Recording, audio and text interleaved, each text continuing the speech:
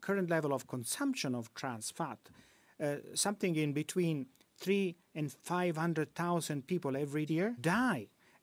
तपाईले पत्र पत्रिकामा सुन्नुभयो होला भर्खरै दुईटा एकदमै लोकप्रिय ब्रान्डका बेकरी प्रोडक्टहरूलाई नेपाल सरकारले फिर्ता बोलाएको छ, बजारमा बिक्री वितरणमा प्रतिबन्ध लगाएको छ। प्रतिबन्ध लगाउनुपर्ने कारण लेखिएको छ पत्रमा, अधिकतम मात्रामा ट्रान्स फ्याट भएको कारणले भनेर।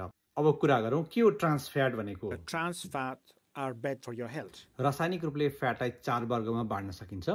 पोली unsaturated fatty acid, mono unsaturated fatty acid, saturated fatty acid र trans fatty acid. Trans fat प्राकृतिक रूपमा पनि पाइन्छ।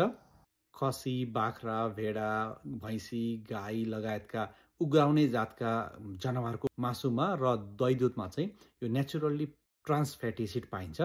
अनि भटमास, तोरीको तेल लगायतका तेलहरू पनि रिफाइन गर्दा केही मात्रामा ट्रान्स फ्याट पनि बन्न सक्छ। त्योभन्दा अनि मुख्य कुरा अहिले उद्योग धन्दाहरूले युज गर्ने फ्याट चाहिँ पार्सियली हाइड्रोजिनेटेड फ्याट युज गर्छ। त्यो भनेको पहिले हामी डाल्डा भन्थ्यौँ, डाल्डा त ब्रान्ड नेम भयो। यो वनस्पति घिउ बनाउने प्रोसेस जुन छ त्यसलाई हामी हाइड्रोजिनेसन प्रोसेस भन्छौँ।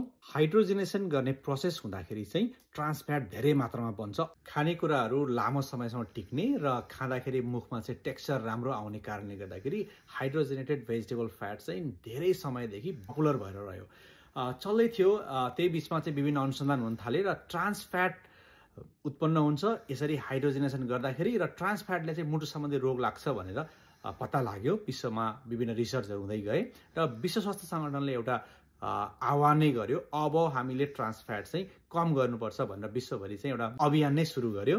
विभिन्न देशहरूमा अहिले ट्रान्स फ्याट भएका खानेकुराहरू केहीमा प्रतिबन्ध छ भने केहीमा चाहिँ 2% भन्दा बढी हुँदैन भनेर चाहिँ कन्ट्रोल गरिएको छ। नेपालले पनि भर्खरै ट्रान्स फ्याट सम्बन्धी नियम बनाएको छ।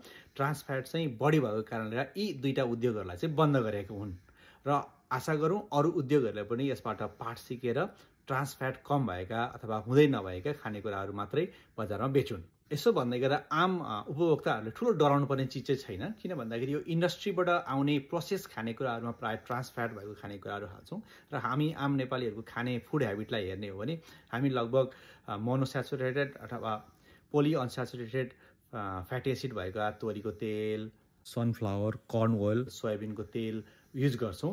हाइड्रोजिनेटेड फ्याट एकदमै कम युज गर्छौँ। त्यसले गर्दाखेरि घरायसी प्रयोजनको लागि ठुलो डराइराख्नुपर्ने अवस्था छैन।